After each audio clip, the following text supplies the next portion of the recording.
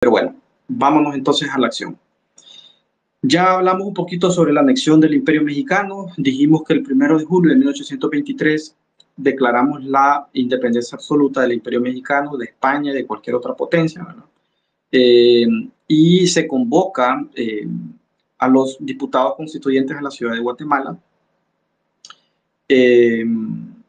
conforme a la ordenanza que da el acta de independencia del 15 de septiembre de 1821. Estos señores deciden que vamos a tener un sistema federal, no un unitario. Por eso nuestro país nace como un sistema federal, o sea, somos una federación. La República Federal, la famosa República Federal de Centroamérica.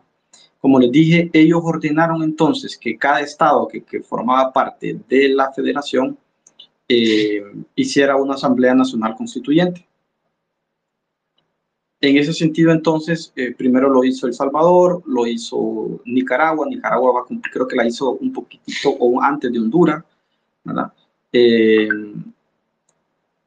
Y pues nosotros la iniciamos. Permítame, amigo, que aquí están. Estoy aquí con el teléfono. Pues que ya. La iniciamos el 29 de agosto del año de 1824 en el municipio, en el poblado minero de Cedros, en el actual departamento de Francisco Morazán. En ese sentido, ya les expliqué también del por qué Cedros, ¿verdad? ¿Por qué no se hizo en otra ciudad? Los conflictos que tiene Tegucigalpa y Comayagua son conflictos bastante fuertes desde la época colonial, ¿verdad? Y vinieron a lucirse o a manifestarse más directamente en este periodo de gobierno. Recordemos que en el año de 1821, cuando se dan los procesos de independencia de España, la élite de Comayagua se quiere unir a México, ¿verdad? Y la élite de Tegucigalpa se quiere unir a la élite de Guatemala, ¿verdad? Ese conflicto fue bastante fuerte, ya lo hemos discutido en otras ocasiones con ustedes, y pues eso llevó prácticamente que nos fuéramos a la guerra. Entonces la enemistad entre las dos ciudades fue bastante fuerte, y lo vamos a ver más adelante. Cómo se dio también cuando se empezaron a tomar las primeras decisiones de la Asamblea Nacional Constituyente. Bueno, entonces se instaura el 29 de agosto de 1829, perdón, de 1824, o sea, cumplimos 200 años, ¿verdad? Y ellos empiezan a tomar control o las bases de la creación del Estado. Entonces, la primera decisión que toman ellos es que hacen una declaración bastante básica, ¿verdad? Y lapidaria, ¿verdad? Dice que el Estado de Honduras es libre e independiente de toda potencia y de cualquier familia. Eso lo plasmaron en la primera Constitución de 1825. Es necesario que la lean, esa primera Constitución, para que ustedes vean cómo es que nacemos, ¿verdad? Y si son abogados, léanlas, por favor, aunque la deberíamos de leer todos los hondureños, ¿verdad? Para poder entender el contexto de eso. La otra cosa que toman en cuenta, pero no olvidemos que somos un país libre de independencia de cualquier otra potencia y de cualquier familia, pero, adscrito a la República Federal de Centroamérica. No se les olvide esa parte. O sea, el Estado de Honduras nace adscrito a la República Federal de Centroamérica. Nacimos unidos. Por eso es que se lucha, por eso es que es el gran ideal, ¿verdad? Aparte de que estuvimos unidos por 300 años durante el Imperio Español, y aparte que tenemos el mismo origen étnico desde la época prehispánica, ¿verdad? O sea, el mismo vínculo cultural, el mismo vínculo histórico. Todo este pedacito de Centroamérica viene desde lo que es la parte de la época prehispánica. Vamos a hablar algún día, a menos que ustedes lo quieran, un poquito de lo que le llaman la balcanización de Centroamérica, ¿verdad? Cómo este gran territorio, ¿verdad?, que nacimos unidos todos, nos empezamos a constituir en pequeños estados, pequeñitos, chiquititos, ¿verdad?, fragmentados. Ahí Inglaterra tiene mucha culpa, Estados Unidos también tiene culpa, ¿verdad? Y obviamente nuestra élite en esa época, pero ese otro tema lo vamos a ver. Entonces, lo primero que hacen es que declaran a Honduras como un país libre e independiente de toda potencia y de cualquier familia adscrito a la República Federal de Centroamérica. El otro elemento básico que toman los constituyentes es eh, la parte del territorio. Con ustedes ya hemos discutido esta parte, ¿verdad? Eh, y aquí quiero hacer énfasis en la parte del trabajo que hizo la Iglesia. La Iglesia Católica tiene una función importantísima en nuestra historia. Nuestra idiosincrasia viene de ahí. Nosotros somos un país cristiano. El poder de la Iglesia era tan fuerte que le determinaba a ustedes de lo que iba a comer hasta las fiestas donde iba a ir, los libros que iba a leer, ¿verdad? Las formas como se iba a casar. La Iglesia tuvo una influencia bastante fuerte en el Imperio Español. No se les olvide que al final, en ese periodo, la Iglesia y el Estado eran lo mismo, ¿verdad? En ese sentido, entonces, usted va a ver que la conformación del territorio que nosotros llamamos República de Honduras estuvo sujeta siempre a el territorio antiguo del Obispado de Honduras. También no olvidemos que esa disputa entre Comayagua y Tegucigalpa viene desde la época virreinal, y el alcalde de Tegucigalpa no se tenía que someter a la autoridad de Comayagua, y la autoridad de Comayagua no tenía ninguna autoridad o tenía que meterse en asuntos internos de la alcaldía mayor de Tegucigalpa. Eso es bien importante. Pero la única institución del Imperio Español que sí tenía jurisdicción para el cobro de impuestos, para la aplicación de las leyes eclesiásticas, para la Inquisición, para que la Inquisición trabajara, era el Obispado de Honduras. Y la sede del Obispado de Honduras se encontraba en Comayagua.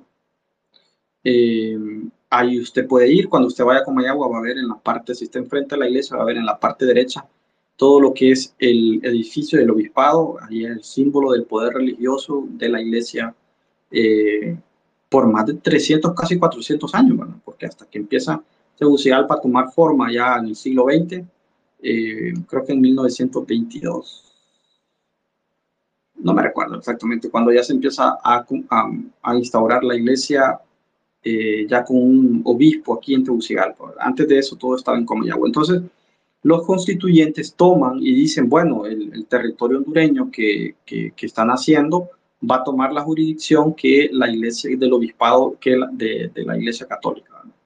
Es ahí la importancia entonces que tiene la iglesia en ese sentido. El otro elemento importante, o las decisiones que toman los constituyentes, ¿verdad? Y que es la base del nacimiento del Estado de Honduras, es que ellos decretan que la religión, que el Estado de Honduras tiene una religión oficial, ¿verdad? Eso es importante, y con ustedes ya también lo hemos discutido. Todas las constituciones prácticamente del siglo XIX tienen ese artículo como básico, ¿no?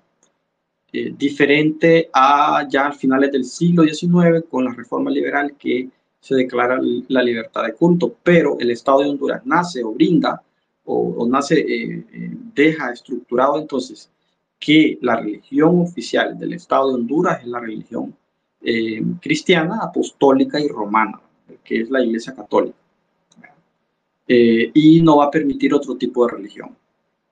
Eso lo dejan bien clarito los constituyentes.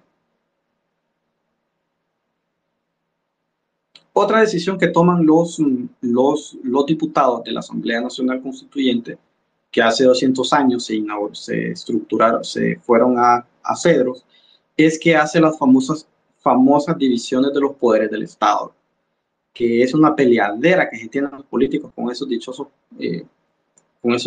poderes del Estado.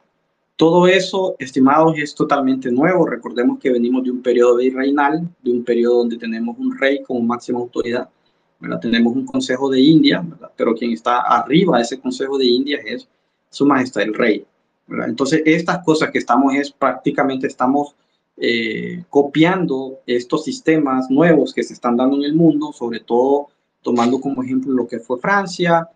Por eso usted va a ver el gorrito en los escudos, ¿verdad? En la época, porque la inspiración más grande eran los franceses, ¿verdad? También tuvo impacto obviamente Estados Unidos, ¿verdad? Las independencias en Haití, etcétera. Y pues con los planteamientos teóricos de los filósofos franceses y los ingleses también, ¿verdad? Dividimos el Estado en tres poderes: el poder legislativo, el poder ejecutivo y el famoso poder judicial, que todavía tenemos nosotros estructurado ese sistema, ¿verdad? Entonces, por un lado, tenemos al poder legislativo con un Congreso Nacional. Ya más adelantito le puedo explicar cómo nacemos con un sistema bicameral. O sea, tenemos por un lado un Congreso de Diputados y tenemos por otro lado un Senado de la República. Eh, Nacemos con el Poder Ejecutivo, ¿verdad? Que está al frente de un presidente. Bueno, en ese momento no se llamaba presidente, se llamaba jefe de Estado, ¿verdad? Y nacemos con un Poder Judicial también estructurado, ¿verdad? Ahí lo dejaron bien plasmado ellos, con algo que me llamó mucho la atención, fíjense. Los jueces o el presidente del Poder Judicial iba a ser electo por voto popular, ¿verdad? No sé si ustedes conocen, por ejemplo, a los magistrados de la actual corte o los magistrados del periodo anterior o del siglo XX. Fíjense que escribir la historia de la Corte Suprema de Justicia es bien complicado, ¿verdad?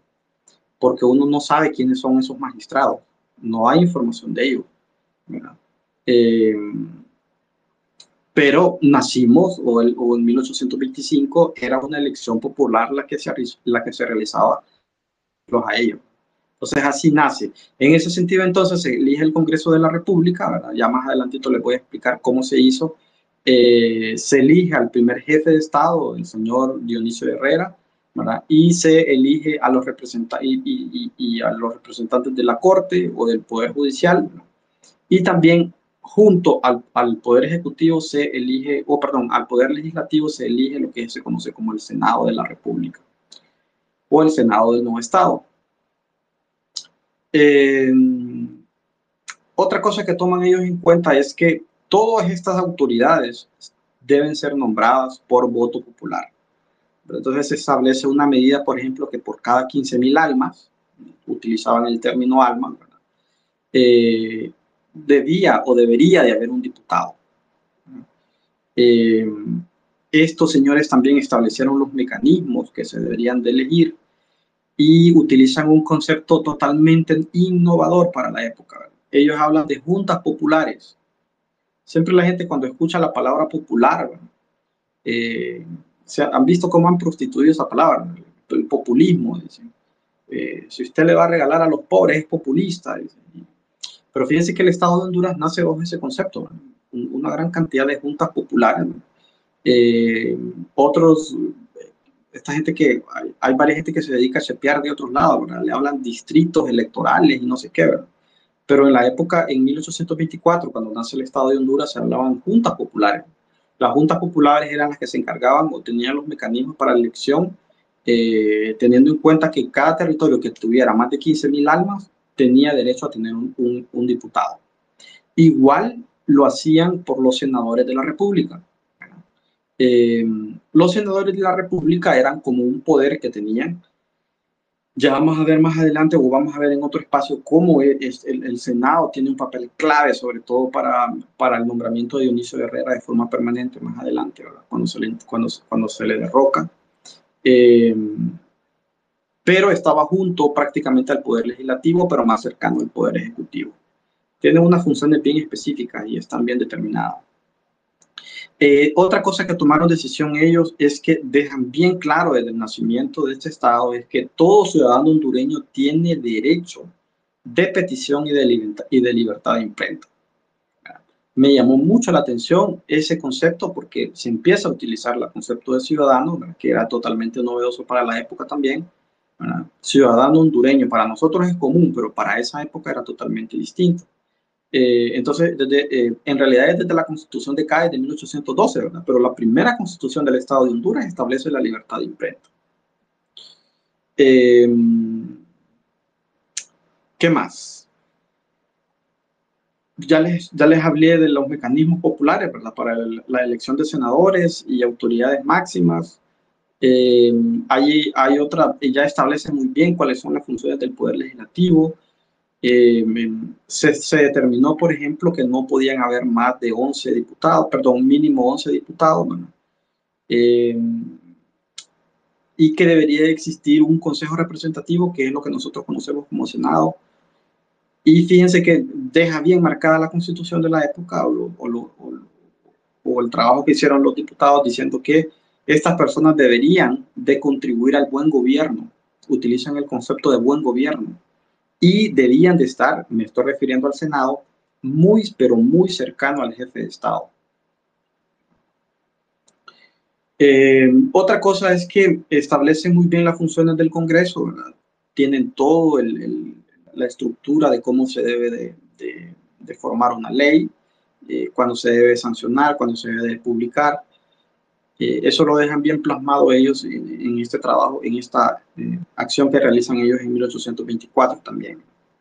Otra cosa importante que se da dentro de las funciones del Poder Ejecutivo es que se forma el Ejército de Honduras, ¿verdad? Obviamente que este ejército está sujeto a las autoridades de, la, de la República Federal de Centroamérica. Pero vean ustedes, los constituyentes desde un inicio toman la decisión de la creación de un ejército y ustedes cuando lean la Constitución van a verlo en el artículo 44, ¿verdad? Y cuando habla de un cuerpo militar y le ponen nombre, se le llama Fuerza Armada del Estado de Honduras o Fuerza Armada del Estado. Eso fue como la base para el nacimiento de lo que nosotros actualmente conocemos como Fuerzas Armadas de Honduras. Fíjense que Honduras es de los pocos países que celebramos o que se conmemora la fundación de las Fuerzas Armadas en la época correcta, a mi juicio, porque Guatemala lo hace ya en la segunda mitad del siglo XIX, pero nosotros tomamos como base para la creación de las Fuerzas Armadas del Estado eh, la fecha donde se promulgó la Constitución. Entonces van a ver ustedes el próximo año, en el 2025, cómo el ejército va a conmemorar los 200 años de su fundación. Vimos cómo lo hizo El Salvador ya. Lamentablemente eso no se dijo mucho, ¿verdad? Ahorita vamos a ver cómo Nicaragua lo hizo. Creo que en un par de meses Nicaragua va a cumplir sus 200 años del ejército. Nosotros lo vamos a conmemorar en el año 2025. Bueno, crean lo que es la parte de, ya les dije, del Poder Judicial. A ellos se les da pues el monopolio de la aplicación de las leyes, eh, tanto en el ámbito civil como todos los relacionados en la parte de los crímenes.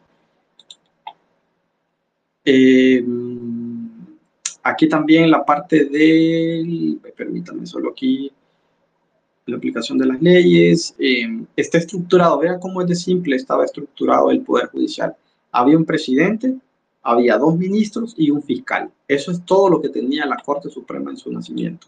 Y como les dije, estos personajes debían de ser elegidos popularmente por 2 años, renovando su trabajo por su gestión durante 2 años. O sea, cada 2 años iban.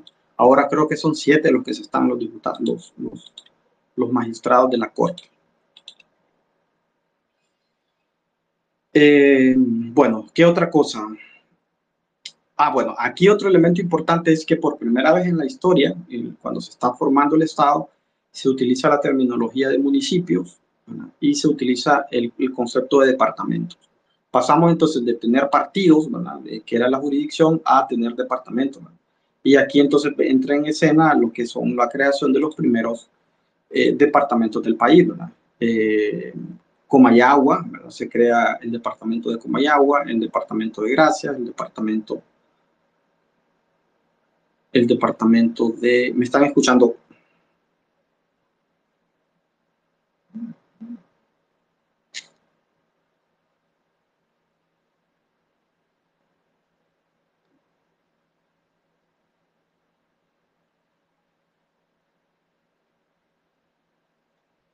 Hola.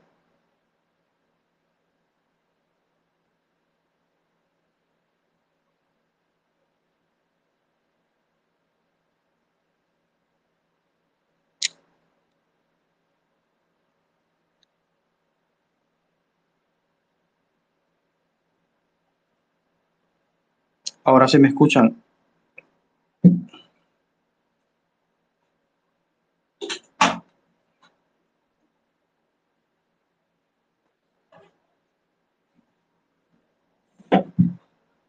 ¿Sí me escuchan?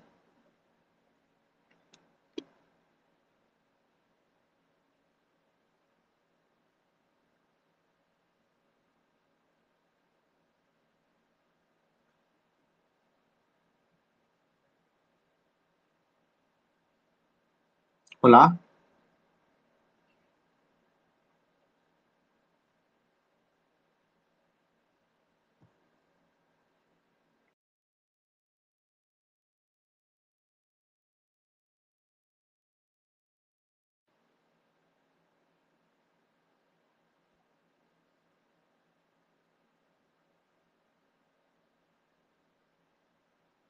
Gracias, Catherine. Es que yo no sé, este teléfono está como loco. Hoy no quiere trabajar, no me marca. Pero bueno, me escuchan entonces. Entonces dijimos que se empieza a utilizar la terminología de departamento, ¿verdad? Hablamos, por ejemplo, del departamento de Comayagua, hablamos del departamento de Gracias, ¿verdad? Que el departamento de Gracias estaba conformado por los actuales departamentos de Ocotepeque, Copán, etcétera, ¿verdad? El departamento de Tegucigalpa, que estaba en el centro, ¿verdad? Este departamento se empezó a llamar Francisco Morazán ya en el siglo XX, ya hemos hablado de eso con ustedes. El departamento de Lloro, que es el departamento más grande en ese momento, ¿verdad? Siempre digo que el departamento de Lloro es de los departamentos que más ha perdido territorio. Todo lo que son todos los departamentos de principios del siglo XX, eh,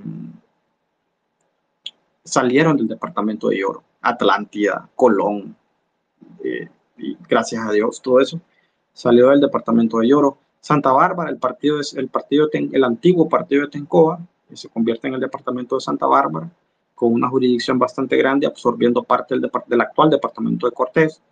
La Choluteca, o el departamento de Choluteca, absorbiendo el departamento de Valle, parte de unos municipios de Comayagua, y Olancho, ¿verdad? Que también mantenía siempre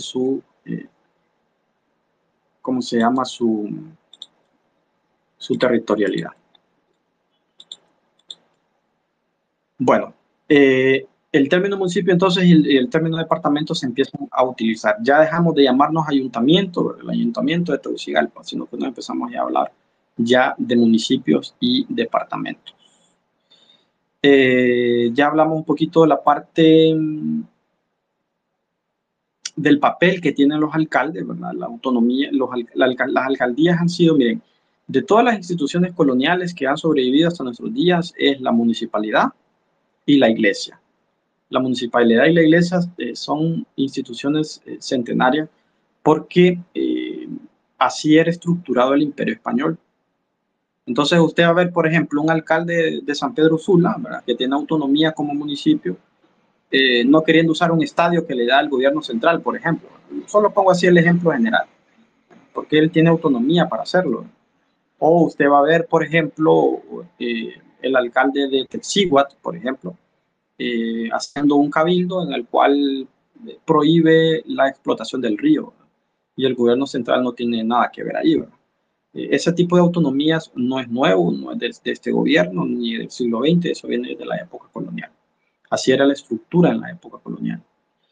A tal grado que usted va a observar, por ejemplo, en los procesos de independencia, que municipios o cabildos como Danlí, por ejemplo, no quisieron jurar la independencia de 1821. Eh, el cabildo de Tegucigalpa quiso unirse a Comayagua, perdón, a Guatemala, y el de Comayagua unirse a México. Esas decisiones eran muy autónomas. Los cabildos, perdón, los municipios tenían esa característica. La otra cosa que se preocuparon los diputados constituyentes es que crearon una institución para recaudar los impuestos. Voy a hacer un espacio muy pronto para hablar sobre esto de recaudación de los impuestos. Quiero armar una serie de espacios. Espero que no se politicen, sino que quiero que abordemos eso de los cobros de impuestos. Quiero ver si desde un punto de vista histórico esa tesis que tienen algunos dirigentes del actual gobierno de que son los ricos los que pagan, los que no pagan impuestos y los pobres son los que pagan más. Eh, Voy a indagar un poquito desde la época colonial, a ver cómo ha sido, porque usted va a encontrar cualquier cantidad de quejas y el mismo Francisco Morazán se quejaba, ¿verdad?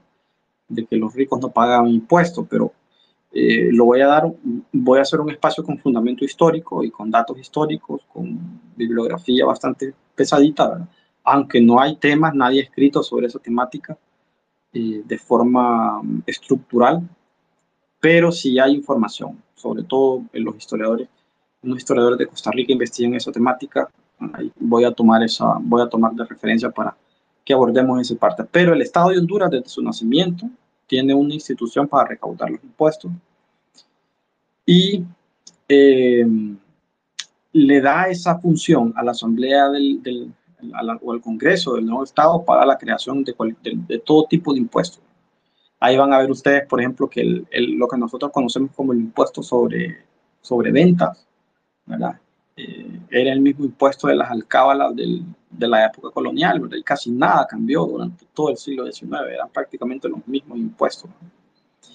Y otra cosa importante que toman estos diputados, y vean ustedes cómo desde el nacimiento de nuestro Estado lo tenemos, ¿verdad?, con nosotros, es que crean una institución que se debe encargar de fiscalizar la hacienda pública. Lo dejan ellos bien estructurado. Incluso le ponen nombre, Tribunal de Cuentas. No sé cómo se llama actualmente. No sé si, yo sí sé que existe, pero no sé cómo se llama. Tampoco sé si funciona o no funciona. Pero vean ustedes cómo desde el nacimiento del Estado estaban preocupados por los impuestos y estaban preocupados por la fiscalización de esos impuestos. Y hay toda una estructura de ellos, ¿verdad?, las funciones que deben de tener estas instituciones. Vemos entonces que el nacimiento, las decisiones que toman los diputados de la Asamblea Nacional Constituyente hace aproximadamente 200 años, pusieron la base de lo que nosotros conocemos como la República de Honduras. Esa constitución tiene una altísima influencia liberal o del liberalismo del siglo XIX, sobre todo con una influencia del liberalismo francés. Rompe prácticamente con 300 años de una monarquía hispánica, y entramos entonces a un nuevo proceso de formar o de aventurarnos a la formación del nuevo Estado. Van ustedes a observar las diferentes 13 o 14 constituciones que hemos tenido, porque Honduras es de los países que más constituciones ha tenido. Eso a ustedes les da un indicador de la inestabilidad política que tenemos, ¿verdad? Honduras desde su nacimiento, creo que la característica principal que ha tenido es su inestabilidad política.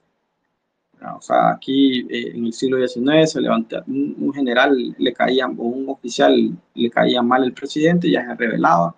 El vicepresidente no le caía bien alguna política del presidente, pues agarraba las armas, guerras, ¿verdad? Por eso esa gran cantidad de constituciones que hemos tenido a través de nuestra historia. Es importante que entendamos entonces cómo influyó el liberalismo, tanto a nivel ideológico, a nivel económico, y creo que como hondureños no solamente es responsabilidad de nosotros conocer esto, de dónde venimos, ¿verdad?, sino que entendamos un poquito esta base que hemos tenido para que reflexionemos, ¿verdad?, porque prácticamente tenemos 200 años desde que nos aventuramos a la creación de este Estado, ¿verdad?, y 200 años de mucha dificultad, 200 años de época de gloria, diría yo, ¿verdad?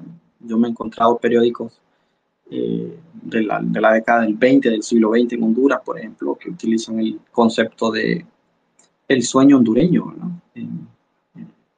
Esto del sueño americano es en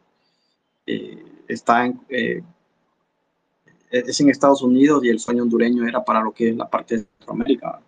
Y van a ver ustedes la gran cantidad de migrantes que vienen bajo ese mismo concepto, al igual que en Estados Unidos. Hemos tenido conflictos, dictaduras, democracia, desastres naturales. Hoy estaba revisando archivos. Por cierto, les voy a compartir, porque siempre me consultan de que si el Estado de Honduras pagó la indemnización de los alemanes que Carías les quitó las tierras. Bueno, ya hemos hablado de eso con ustedes. Carías mandó a a expropiar las tierras de los alemanes en la Segunda Guerra Mundial. Y me encontré hoy un artículo donde efectivamente el Estado de Honduras les pagó, pero les pagó hasta 1974. 44, 54, 64, 44, casi 40 años después de ese conflicto, Honduras les pagó a los alemanes ahí les voy a compartir el artículo hoy por la noche cuando lo termine de editar.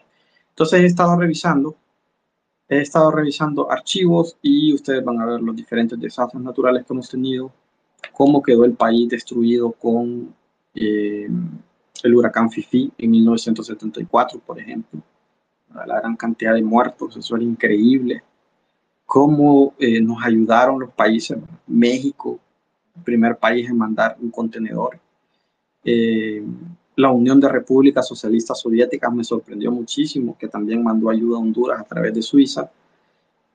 Cuba, los cubanos también vinieron a atender sobre todo la parte de la costa norte del país. Centroamérica, los países centroamericanos, ¿no? Después casi nos hace desaparecer el huracán Mitch en 1998. Bueno, hemos aguantado una gran cantidad de impactos ambientales. Y ahí pues la corrupción de la clase política del país. Y hay algo que a mí siempre me ha preocupado de la élite, y no solamente de la élite, sino que de toda la población en general, que es necesario reflexionar, y es necesario que conozcamos la historia de nuestro país. Es necesario que empecemos a querer nuestro país. ¿Verdad? Es necesario que empecemos a ver al país con otros ojos. ¿Verdad? Nos han hecho creer que no hemos hecho nada en el mundo. ¿Verdad? Nos han hecho creer la élite, y eso es bien estructurado, que aquí no se puede hacer nada. Entonces la gente lo que hace es que agarra su mochilita y se va. ¿Verdad? Eso es todo un plan estructurado, no crean ustedes que es así nomás. Entonces, cuando empecemos a cambiar de actitud, conociendo la historia y haciendo nuestra parte como ciudadanos, creo que el país va a mejorar sustancialmente. Eso es lo que les he traído esta noche, hacia grandes rasgos, ¿verdad? Lo que es la parte de la construcción del Estado de Honduras. Cumplimos 200 años ayer sobre la instalación de la Asamblea Nacional Constituyente. Un poco lamentable y vergonzoso, ¿verdad? Que no se haya dado mayor auge en los medios de comunicación, pero todos sabemos aquí que los medios de comunicación en Honduras siempre han sido bien, pero bien especiales. Desde el siglo XX yo me llevo revisando periódicos. Fíjense que hay un periódico que me llamó mucho la atención, solo tiene una página en español, de ahí toda la página, todo el resto del periódico está en inglés. Es un periódico que se editó en San Pedro Sula por 40, 50 años, creo, para que ustedes vean la influencia que tiene esos periódicos en nuestro país. ¿Tienen alguna pregunta, algún comentario? ¿Algo que les gustaría que reflexionemos?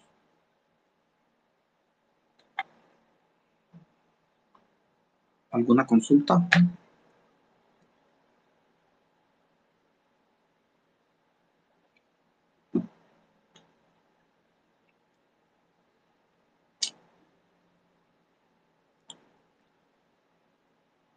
No.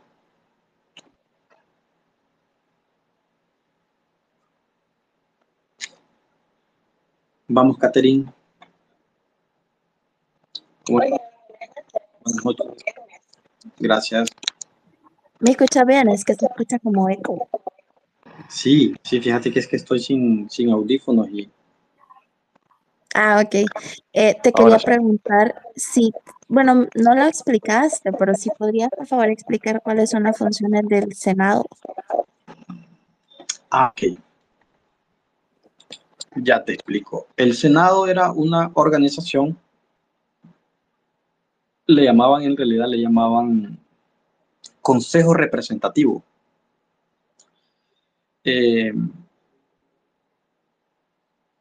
Había una gran cantidad de requisitos que deberían de cumplir. Por ejemplo, que deberían residir en el Estado, ¿verdad? Al menos 5 años, ser mayor de 30 años, ser del Estado seglar o del eclesiástico secular, hacer el juramento a la Constitución. Eso se iba a hacer por departamentos. Tenía una duración aproximadamente de 3 años. Te estoy dando así las generalidades que ellos determinaron. Y el Consejo iba a hacer una celebración de sesiones al mismo tiempo que la Asamblea o que el Congreso o los diputados, ¿verdad? Y iban a hacer dos reuniones por el resto del año, ¿verdad? Sobre todo cuando convocara el jefe del Estado. O sea, era como un brazo del Estado. Te voy a leer las funciones que hacían. Sancionar leyes del Estado. Esa es una. Dictaminar sobre la derogación de la ley, ¿verdad? En los mismos términos que se debe negar la sanción, oyendo ambos casos el jefe del Supremo del Estado. ¿Ves esa conexión entonces entre el jefe del Estado o lo que nosotros llamamos presidente y el Senado? Resolver las dudas que le consulte el jefe del Estado sobre la inteligencia de alguna ley en receso de la Asamblea y una resolución será, y su resolución será ejecutada. O sea, iba a estar junto al jefe del Estado, iba a ser como una especie de enlace con el Congreso también, aconsejar al jefe del Estado en el caso de que lo consulte, ¿verdad? Y darle dictamen de los negocios diplomáticos que ocurran con el gobierno del Estado, la Federación y los demás estados. Otra función que tenía es que ellos podían proponer una terna del jefe supremo, el comandante general y el primer jefe militar, el intendente tesorero general de Hacienda Pública, el factor de tabacos y el jefe primero del departamento. O sea que sí tenían bastante autoridad. Velar sobre la conducta de los funcionarios nombrados por el jefe de Estado, nombrar presidente de su seno cuando estuviese impedido el designado por la Constitución.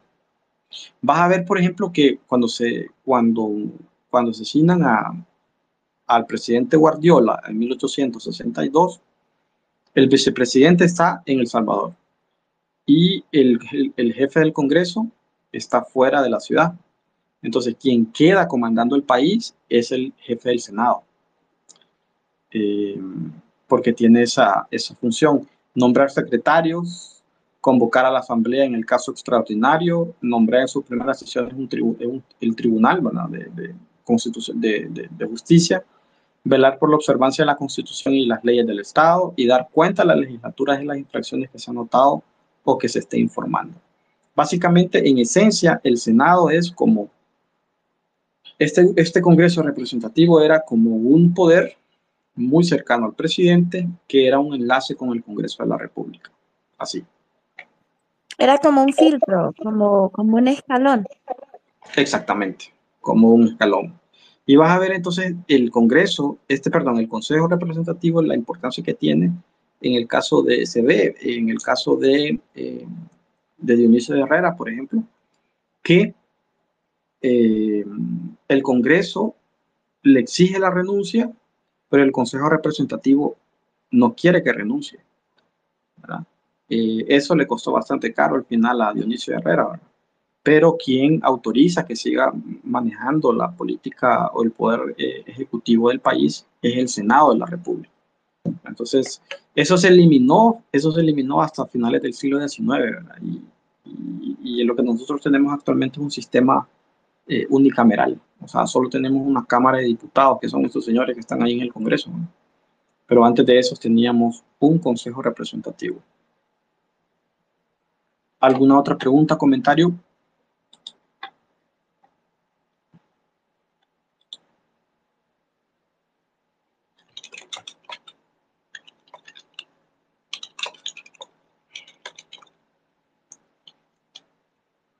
Bueno, se vienen las fiestas patrias. Vamos a estar trabajando este mes en alguna temática relacionada con las fiestas patrias. Me interesa que entendamos la parte conceptual. Voy a invitar a un colega de Guatemala a ver si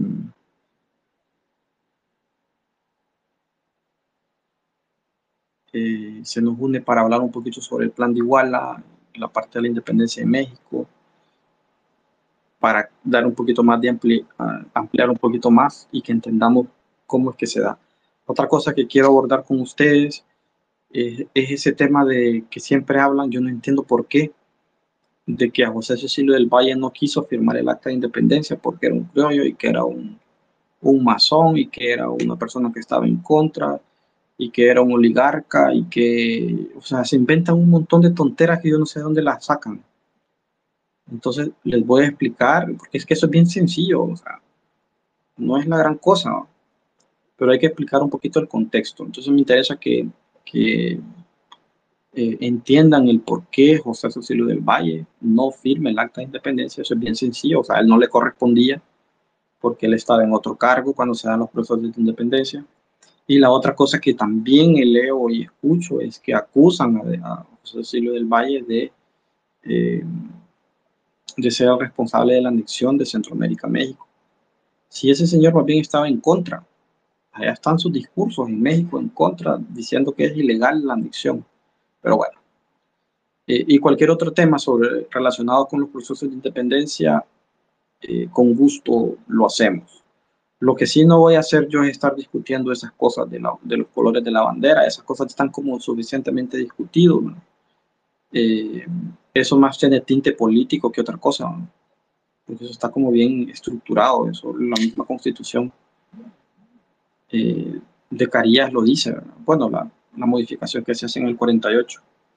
Pero bueno, ese es otro tema. Jorge, ¿cómo está? Buenas noches. Muy buenas noches, espero me escuchen bien. Nada Ujú. más agradecerte por estas 3 sesiones. El viernes pasado estaba pendiente y bueno, qué bueno que logramos concluir este viernes. Ha sido sumamente interesante cómo se configuró y se creó nuestro estado de Honduras con todas las falencias y todas las debilidades que tiene, ¿verdad? Pero la historia es bonita y es apasionante. Pues nada más, yo no sé si en este espacio lo hemos discutido alguna vez para futuro.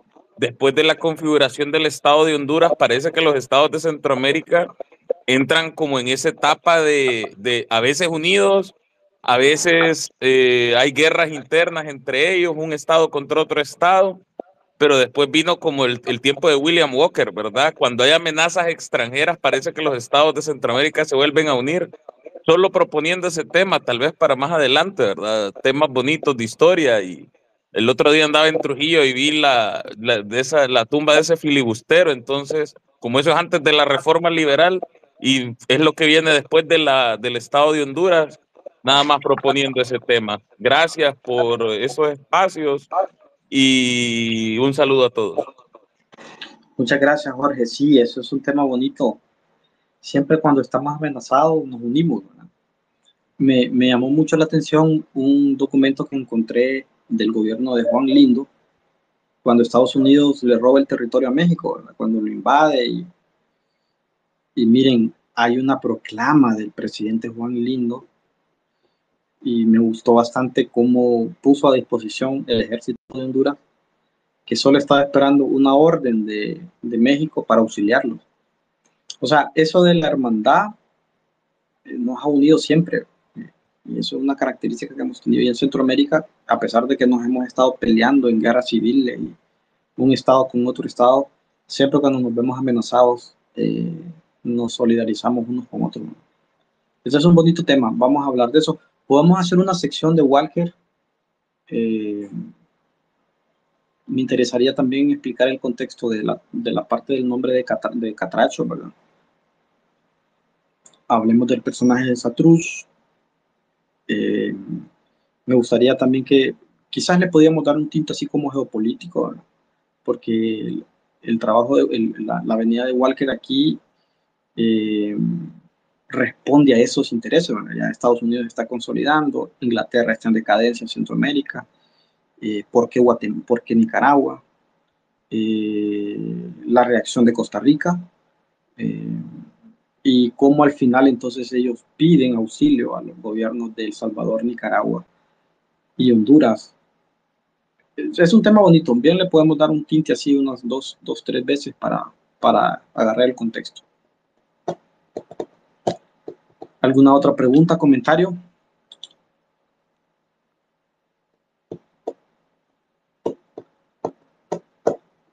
Bueno, ya este mes de septiembre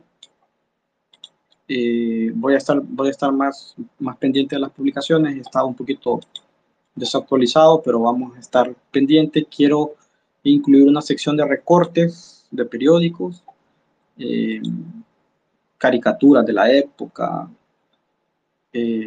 Por ejemplo, hoy me di cuenta, yo no sabía que habían asesinado a un embajador de China nacionalista en Honduras. Bueno. Y en los archivos, en eso se da cuenta de un montón de información uno. Entonces me gustaría irlas compartiendo así con ustedes también, pequeños recortes de periódicos de diferentes épocas. Los anuncios publicitarios, por ejemplo. Cómo se denigraba a la mujer, horrible en esos periódicos. ¿Verdad? Tal vez no me caen a las avispas ahí, pero por lo menos que vayamos viendo la parte de la moda, la parte de la vestimenta, es importante que la conozcamos. Bueno, eso. Si no hay más, entonces cualquier sugerencia, cualquier cosa, y estamos a la orden. También voy a empezar a hacer este mes de septiembre por la red social de Facebook algunos en vivos, unos en vivos cortos,